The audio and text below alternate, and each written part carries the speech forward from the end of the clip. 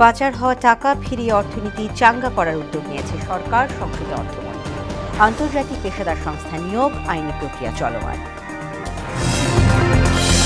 SSC প্রথম দিনে প্রশ্ন ফাঁস হয়নি, দাবি শিক্ষামন্ত্রীর। কঠোর নজরদারিতে চলবে পরীক্ষা, জেএসসি বিএসসি ফেরানোর পরিকল্পনা নেই। জ্বালানি সরবরাহ বৃদ্ধিতে সরকারি ঘোষণার প্রতিফলন নেই বাস্তবে। মূল্যবৃদ্ধির সঙ্গে সামঞ্জস্য রেখে পরিবহনের ভাড়া নির্ধারণ, জানালেন তথ্য উপদেষ্টা। এবং নওগাঁয় শিশু সহ এক পরিবারের 4 জনকে গলা কেটে হত্যা।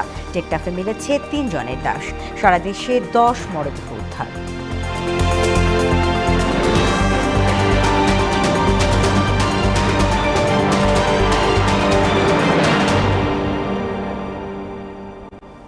আসসালামু আলাইকুম, মোহনা সংবাদে সবাইকে স্বাগত। শুনছিলেন শিরোনাম, পুরো সংবাদে আছি আমি তাসমিয়া সেরিন। এবারে বিস্তারিত। প্রতি 3 মাসে একবার সম্পাদকদের সঙ্গে বৈঠকে বসার কথা জানিয়েছেন প্রধানমন্ত্রী। এতে গণমাধ্যমের সঙ্গে সরকারের দূরত্ব কমবে বলে আশা প্রকাশ করেন newspaper owners association of Bangladesh, NOAB. দুপুরে প্রায় 3 ঘণ্টা বৈঠক শেষে সাংবাদিকদের এসব কথা বলেন সংগঠনের সভাপতি মতিউর রহমান। এ সময় তিনি আরও বলেন, প্রধানমন্ত্রীর উদার গণতান্ত্রিক মনোভাবের প্রতি সাংবাদিক সমাজ সংবেদনশীল। এতে গণমাধ্যমের স্বস্তি এবং নিশ্চয়তার জায়গা তৈরি হবে বলে মন্তব্য করেন নোয়াব সভাপতি। সংবাদপত্র শিল্প টিকে থাকবে কি থাকবে না, এটি একটা বড় চ্যালেঞ্জ।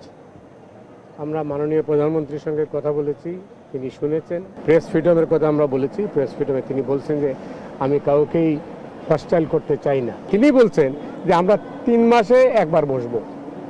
এটাই হচ্ছে আজকে। 17 বছরে পাচার হওয়া অর্থ ফেরত এনে সরকার সামষ্টিক অর্থনীতি চাঙ্গা করার উদ্যোগ নিয়েছে বলে জানালেন অর্থমন্ত্রী আমির খসরু মাহমুদ চৌধুরী। জাতীয় সংসদে অধিবেশনে এক প্রশ্নের উত্তরে তিনি কথা বলেন। এ সময় তিনি আরও জানান, এই প্রক্রিয়ার অংশ হিসেবে পাচার হওয়া অর্থ ফেরাতে আন্তর্জাতিক পেশাদার সংস্থা নিয়োগ দেওয়া হয়েছে। এছাড়া পলাতক পাচারকারীদের বিরুদ্ধে আইনি ব্যবস্থা নেওয়া হচ্ছে বলেও সংসদকে জানান অর্থমন্ত্রী। অর্থনৈতিক অনিয়মের ক্ষেত্রে সমঝোতা করার সুযোগ নেই উল্লেখ করেন তিনি। বিএনপির রাজনীতিতে অর্থনৈতিক পরিকল্পনায় সমঝোতার কোনো সুযোগ নাই, এবং যারাই ব্যাংক থেকে টাকা নিয়েছে, পালিয়ে গিয়েছে, সকলের বিরুদ্ধে মামলা হয়েছে, মামলা পার্সু করা হচ্ছে, এবং এটার জন্য আমরা বাইরে প্রফেশনাল ফার্মগুলোকে অ্যাপয়েন্ট করেছি। এই টাকা দিয়ে যারা পালিয়েছে এগুলো রিকভারের জন্য একদিকে G2G গভর্নমেন্ট কাজ চলছে, অন্যদিকে রিকভারি যে ফার্মগুলো আছে প্রাইভেটলি তারাও কাজ করছে। এসএসসি পরীক্ষার প্রথম দিনে প্রশ্ন ফাঁসের ঘটনা ঘটেনি বলে জানিয়েছেন শিক্ষামন্ত্রী ডক্টর আ.ন.ম এহসানুল হক মিলন। দুপুরে রাজধানীর আন্তর্জাতিক মাতৃভাষা ইনস্টিটিউটে সাংবাদিকদের সঙ্গে আলাপকালে একথা বলেন তিনি। এ সময় তিনি আরও বলেন, কঠোর নজরদারিতে চলবে পরীক্ষা, জেএসসি পিএসসি ফেরানোর পরিকল্পনা নেই। এমদাদুল হক খানের রিপোর্ট।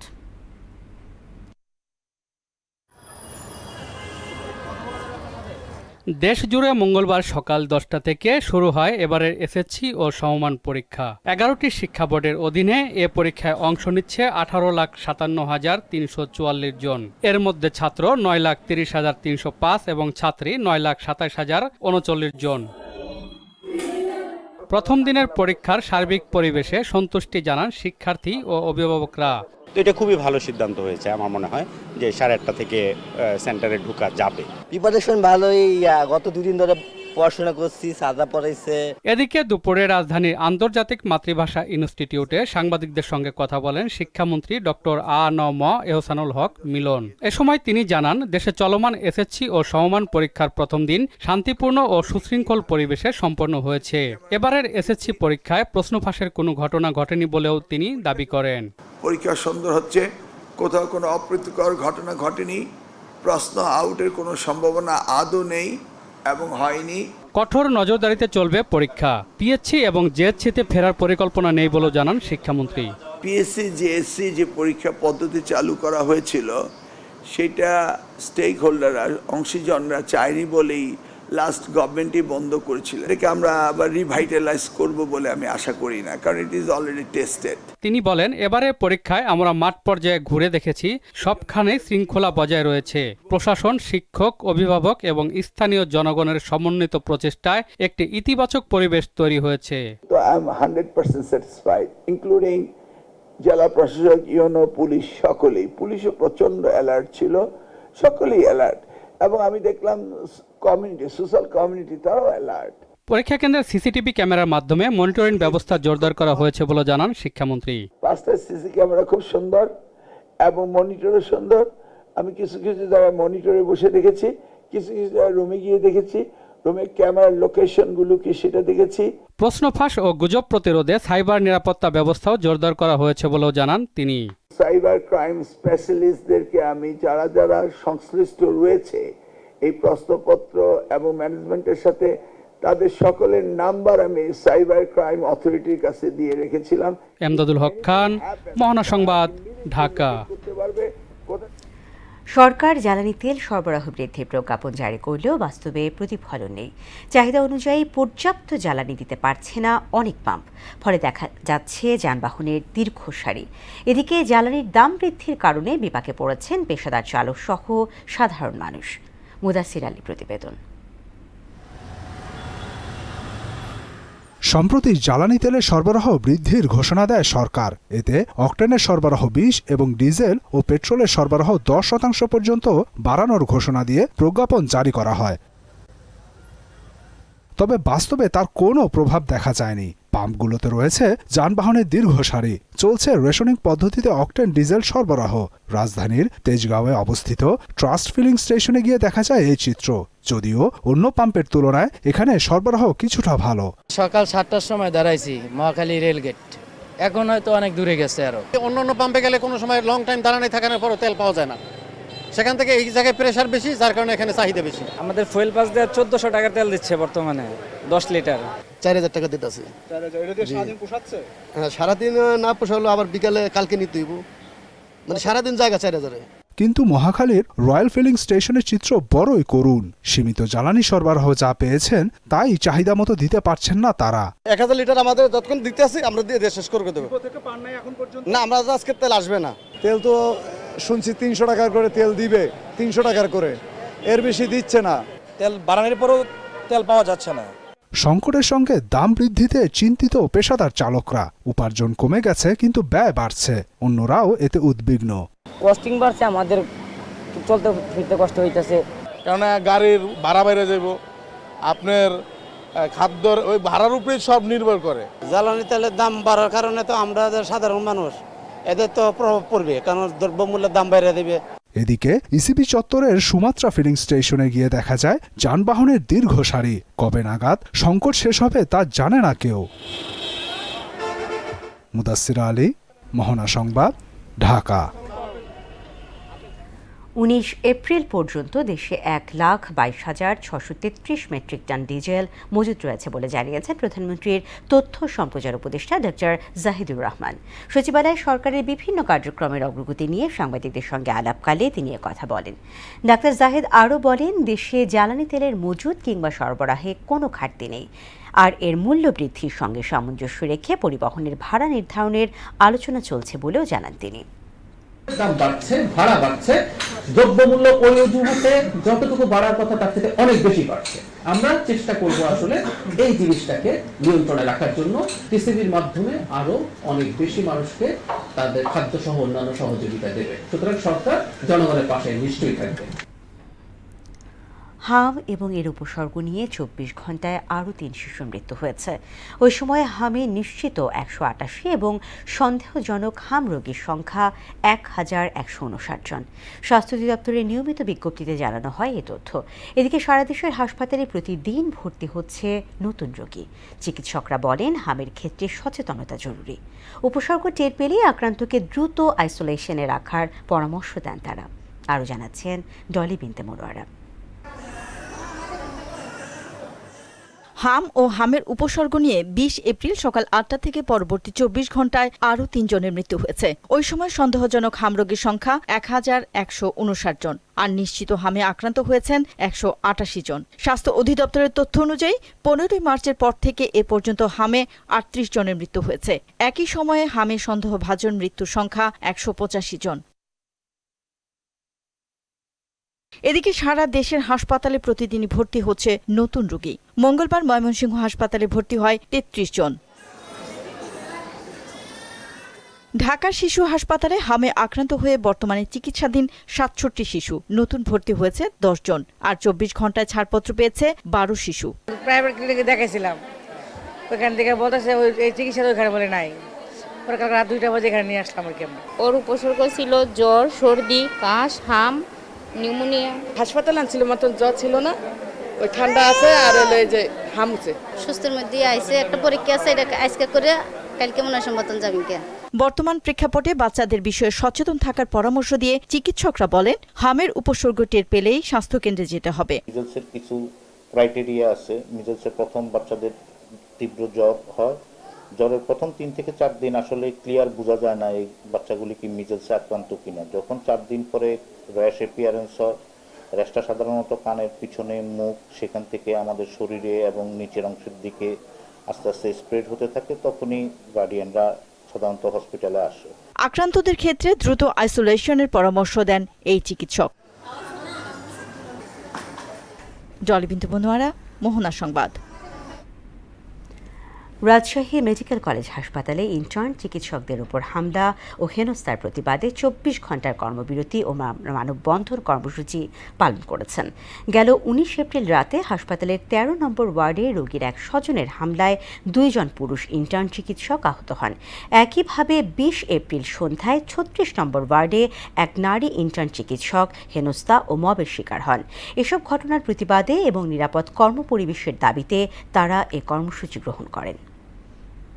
আসে তাদের সাথে অনেক অ্যাটেন্ডেন্ট একসাথে আসে এবং তারা চিকিৎসা আমরা কিভাবে দিব, ইমার্জেন্সি ম্যানেজমেন্ট কিভাবে করব, সেটি না জেনেই তারা দেখা যায় যে চড়াও হয়ে ওঠে। এবং সর্বোপরি নারী চিকিৎসকদের উপরে যেন হামলা বা গালিগালাজ এই ধরনের কোনো কার্যক্রম যেন আর না হয়, সেজন্য আমরা একত্রিত হয়েছি সবাই একসাথে। সারা দেশে 10 জনের মরদেহ উদ্ধার করেছে পুলিশ। নওগাঁ, কক্সবাজারের টেকনাফ, টাঙ্গাইল ও কুষ্টিয়ায় এসব ঘটনা ঘটে। এর মধ্যে নওগাঁর নিয়ামতপুরের একই পরিবারের 4 জনের মরদেহ উদ্ধার করা হয়েছে। এ ঘটনায় জড়িত সন্দেহে 1 জনকে আটক করেছে পুলিশ। প্রতিনিধিদের পাঠানো তথ্য জানাচ্ছেন মাহমুদা আক্তার। সোমবার দিবাগত রাতে নওগাঁর নিয়ামতপুরে একই পরিবারের 4 জনকে গলা কেটে হত্যা করেছে দুর্বৃত্তরা। উপজেলার বাহাদুরপুর গ্রামে এই ঘটনা ঘটে। সকালে পুলিশ তাদের মরদেহ উদ্ধার করে। এই ঘটনায় জড়িত সন্দেহে নিহতের ভাগ্নে সবুজ হোসেনকে আটক করা হয়েছে। তাদের ফাঁসি এবং রাস্তায় মাঠের মধ্যে তাকে থুয়ে তাকে আমার মনে হয় ইট পাটকেলে মেরে সবার সামনে তার বিচার করা উচিত। গলা কাটা যে মানুষজন বহুত বসে গেল, নওগাঁ জেলা পুলিশ সুপার তারিকুল ইসলাম বলেন, এ বিষয়ে আইনগত ব্যবস্থা গ্রহণের প্রক্রিয়া চলছে। বাবা, মা এবং তার 2 শিশু সন্তান তাদেরকে ধারালো অস্ত্র দ্বারা কাউকে মাথায় আঘাত করে এবং কাউকে জবাই করে আর কি এই হত্যাকাণ্ডটা সংঘটিত হয়েছে। এদিকে কক্সবাজার টেকনাফের বাহারছড়া থেকে 3 জনের লাশ উদ্ধার করেছে পুলিশ। স্থানীয়রা জানান, এলাকার কিছু লোক পাহাড়ে কাজ করতে গিয়ে 3 জনকে রক্তাক্ত অবস্থায় দেখতে পান। স্বাস্থ্য ভাই ডেকে নিয়ে নাকি পাহাড়ে নিয়ে গেছে, রাত্রে আর বাসায় ফিরে নিয়ে রাত্রে অনেক খোঁজাখুঁজি করা হয়েছে তাকে। এরপরে সকালে তাদের 3 জনের একসাথে লাশ পাওয়া যায়। অন্যদিকে কুষ্টিয়ার কুমারখালীতে পারিবারিক বিরোধের জেরে আপন ছোট ভাইয়ের অস্ত্রের আঘাতে বড় ভাই নিহত হয়েছেন। কুমারখালী থানার ভারপ্রাপ্ত কর্মকর্তা জানান, এই ঘটনায় আইনগত ব্যবস্থা গ্রহণের প্রক্রিয়া চলমান রয়েছে। মানসিক বা পারিবারিক কলহ থাকতে পারে, আমরা তাকে গ্রেফতার করার পরে আমরা বিস্তারিত তাদের সাথে আমি কথা বলছি, তারা দাপন শেষ করে তার থানায় আসবে। এছাড়া টাঙ্গাইলের মির্জাপুরে মাটি খুঁড়ে অজ্ঞাত মা ও নবজাতকের মরদেহ উদ্ধার করেছে পুলিশ। রাতে উপজেলার জামরকি ইউনিয়নের গুন্টিয়া গ্রামে লৌহজং নদীর সেতুর পাশ থেকে মরদেহ 2টি উদ্ধার করা হয়। মাহমুদা আক্তার, মোহনা সংবাদ। ত্রয়োদশ জাতীয় সংসদের সংরক্ষিত নারী আসনে 53টি মনোনয়নপত্র জমা পড়েছে। বিকেলে এক ব্রিফিংয়ে তথ্য জানান রিটার্নিং কর্মকর্তা মঈনুদ্দিন খান। মনোনয়নপত্র জমা দিয়ে বিএনপি জোটের প্রার্থীরা স্বনির্ভর বাংলাদেশ গড়ার কাজে সরকারকে সহযোগিতার প্রতিশ্রুতি দেন। বিরোধী দলীয় জোটের পক্ষ থেকে সংসদে আরও দৃঢ় ভূমিকার আশ্বাস দেন 11 দলীয় ঐক্যের সমন্বয়ক হামিদুর রহমান আজাদ। এমআর আসাদের রিপোর্ট। জাতীয় সংসদের সংরক্ষিত নারী আসনের মনোনয়নপত্র জমা দেওয়ার শেষ দিনে প্রায় 40 জন প্রার্থী নির্বাচন ভবনে যান। সকালে 11 দলীয় ঐক্যের পক্ষে প্রার্থীরা একসঙ্গে মনোনয়ন জমা দেন। পরে ঐক্যের সমন্বয়ক হামিদুর রহমান আজাদ জানান, সংসদে বিরোধী দলের জোরালো ভূমিকা ত্বরান্বিত করতে কাজ করবেন তাদের প্রার্থীরা। নারীরা স্বয়ংসম্পূর্ণ একজন জাতীয় সংসদের সদস্য হিসাবে সেখানে অল প্রিভিলেজ এবং পাওয়ার ফাংশন সেখানে এক্সারসাইজ করবেন।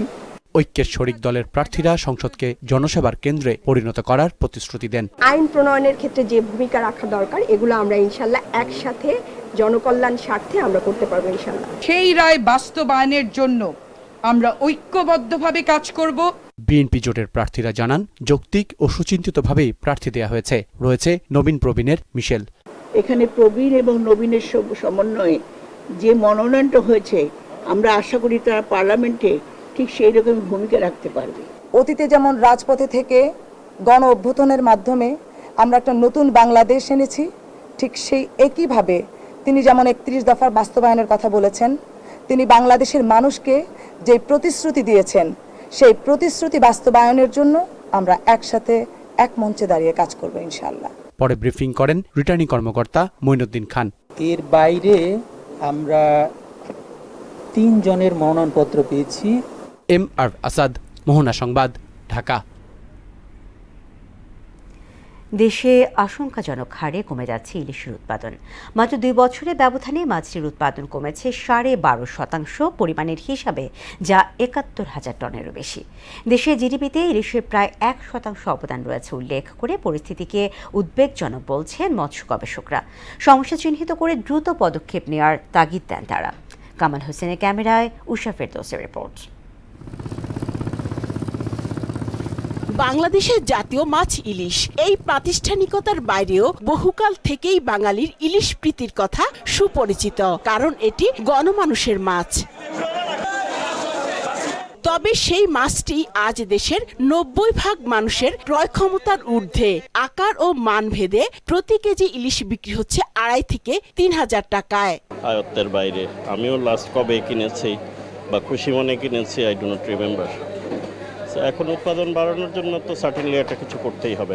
অনেক সময় বাচ্চারা খুব কান্নাকাটি করে, বাধ্যতামূলক কষ্ট করে অন্য বাজার কম নিয়ে হেল্পার নিতে হয়। আগে এর থেকে ডাবল মাছ পেতো, অন্ত মাছ ওই হিসাবে নাই, ওই হিসাবে খুবই কম। এই টাইমে আমরা প্রতিদিন দোকানদারি করতাম 1.5 লাখ 2 লাখ টাকা, আজকে সারাদিনে বেঁচে 7,000।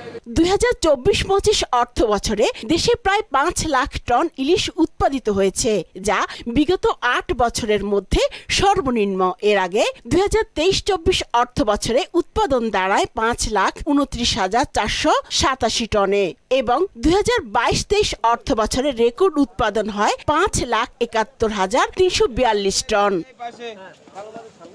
ইলিশ উৎপাদন অব্যাহত রাখতে সমস্যা চিহ্নিত করে দ্রুত পদক্ষেপ নেওয়ার তাগিদ দিয়েছেন মৎস্য গবেষকরা। গত 2 বছরে প্রায় 12-12.5% কমে গেছে। এটা খুবই অ্যালার্মিং, কারণ এটা হিউজ কমে যাওয়াটা। 10-15-20 বছর ধরেই কিন্তু আস্তে আস্তে বাড়ানো হয়েছে ইলিশের উৎপাদনটা। বিভিন্ন ধরনের প্রজেক্ট নেওয়া, বিভিন্ন ধরনের কর্মকাণ্ড নেওয়ার ফলে গভর্নমেন্টের দিক থেকেই হয়েছে। তো এখন এসে কেন কমছে এটা আইডেন্টিফাই করা উচিত। শুধু যে স্বাদের মাছ, জাতীয় মাছ তা তো না, ইকোনমিতে একটা বড় ভূমিকা আছে। কিছু শর্ট টার্ম ইমিডিয়েটলি যেটা করা যাবে, কিছু মিড টার্ম, কিছু লং টার্ম উদ্যোগ নেওয়া। ইলিশের উৎপাদন যে বাড়ায় নিয়ে আসা হয়েছিল, তার মানে কিছু স্ট্র্যাটেজি তো নেওয়া হয়েছিল, তার মানে ওই স্ট্র্যাটেজিগুলো কোনো কারণবশত এখন কাজ করতেছে না। মাছ ধরা বন্ধ থাকাকালীন জেলেদের জন্য পর্যাপ্ত প্রণোদনার তাগিদ দেন এই গবেষক। যারা এই ইলিশ ধরার সাথে জড়িত জেলে, তাদেরকে ইনসেন্টিভ দেওয়া। যে সময়টা বন্ধ থাকবে সেই সময় তারা যাতে স্বাচ্ছন্দ্যে চলতে পারে, তাদের যাতে জীবন জীবিকা যাতে হ্যাম্পার না হয়, তাদেরকে ওন করাইতে হবে। মাছটা যদি বড় হয়, এই সময় যদি আপনি না ধরেন, বড় মাছ বিক্রি করলে আপনারই লাভ বেশি হবে। বিশ্বে মোট উৎপাদিত ইলিশের 80%-এরও বেশি আহরিত হয় এই দেশের নদ, নদী, মোহনা ও সাগর থেকে। উষা ফেরদৌস, মোহনা সংবাদ, ঢাকা। এবার আন্তর্জাতিক। যুক্তরাষ্ট্র ও ইরানের চলমান উত্তেজনার প্রেক্ষাপটে রাশিয়া সরাসরি কোনো মধ্যস্থতাকারী ভূমিকা পালন করছে না, এমনটি সাফ জানিয়ে দিয়েছেন দেশটির শীর্ষ কূটনীতিক। এতে আঞ্চলিক কূটনৈতিক সমীকরণে নতুন মাত্রা যোগ হয়েছে। এদিকে ওমান উপসাগরে মার্কিন নৌবাহিনীর হাতে জব্দ হওয়া পণ্যবাহী জাহাজ তুস্কা এবং এর আরোহীদের দ্রুত মুক্তি দেওয়ার দাবি জানিয়েছে ইরান। ঐশী আলমের ডেস্ক রিপোর্ট। যুক্তরাষ্ট্র ও ইরানের চলমান উত্তেজনার প্রেক্ষাপটে রাশিয়া সরাসরি কোনো মধ্যস্থতাকারীর ভূমিকা পালন করছে না, এমনটি সাফ জানিয়ে দিয়েছেন দেশটির শীর্ষ কূটনীতিক। এতে আঞ্চলিক কূটনৈতিক সমীকরণে নতুন মাত্রা যোগ হয়েছে। রাশিয়ার রাষ্ট্রদূত আলবার্ট পি এক বিবৃতিতে বলেন, যুক্তরাষ্ট্র ও ইরানের মধ্যকার আলোচনায় রাশিয়া কোনো সরাসরি মধ্যস্থতাকারী হিসেবে কাজ করছে না। তবে তিনি সুস্পষ্টভাবে ইঙ্গিত দেন, মস্কো পরোক্ষভাবে পরিস্থিতি শান্ত করার চেষ্টা চালিয়ে যাচ্ছে। বিশ্লেষকদের মতে রাশিয়ার এই অবস্থান একদিকে যেমন কূটনৈতিক ভারসাম্য রক্ষার চেষ্টা, অন্যদিকে আঞ্চলিক প্রভাব বজায় রাখার একটি কৌশলও হতে পারে। মঙ্গলবার পাকিস্তানে যুক্তরাষ্ট্র ও ইরানের প্রতিনিধিদের মধ্যে চুক্তি হবে। মার্কিন প্রেসিডেন্ট ডোনাল্ড ট্রাম্প এমন দাবি করলেও ইরান এখন পর্যন্ত ইসলামাবাদে কোনো প্রতিনিধি দল পাঠায়নি। ইরানের রাষ্ট্রীয় সম্প্রচার মাধ্যম ইরনা এ তথ্য নিশ্চিত করেছে। এদিকে ওমান উপসাগরে ইরানের পতাকাবাহী জাহাজ তুস্কা মার্কিন প্রতিরক্ষা বাহিনী সেন্টকম জব্দ করায় একে জলদস্যুতা এবং সন্ত্রাসী তৎপরতা দাবি করে এর তীব্র নিন্দা জানিয়ে বিবৃতি দিয়েছে দেশটির পররাষ্ট্র মন্ত্রণালয়। জাহাজটিকে অবিলম্বে ছেড়ে দেওয়ার আহ্বান জানানো হয়েছে বিবৃতিতে। এতে আরও বলা হয়েছে, জাতীয় স্বার্থ, নিরাপত্তা, ইরানের জনগণের অধিকার ও মর্যাদার প্রশ্নে ইসলামী প্রজাতন্ত্রী সরকার আপোষহীন।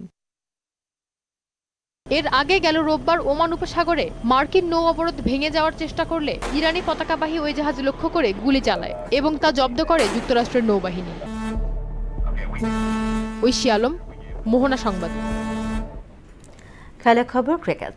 বাংলাদেশ নিউজিল্যান্ড সিরিজের তৃতীয় এবং শেষ ওয়ানডে অনুষ্ঠিত হবে চট্টগ্রামে। বৃহস্পতিবার চট্টগ্রামে বীরশ্রেষ্ঠ ফ্লাইট লেফটেন্যান্ট মতিউর রহমান স্টেডিয়ামে বেলা 11টায় মুখোমুখি হবে দুই দল। এই ম্যাচের জন্য টিকিটের মূল্য প্রকাশ করেছে বিসিবি। স্টেডিয়ামের পূর্ব গ্যালারির টিকিটের দাম সবচেয়ে কম 200 টাকা, পশ্চিম গ্যালারির টিকিটের দাম 300 টাকা, শহীদ আবু সাইদ স্ট্যান্ড ও শহীদ শ্রাবণ স্ট্যান্ডের টিকিটের দাম 600 টাকা করে, পূর্ব ও পশ্চিমের গ্র্যান্ড স্ট্যান্ডের টিকিটের দাম 2500 টাকা করে। করব মোহনা সংবাদ, যাবার আগে শোনাবগুলো আরও একবার।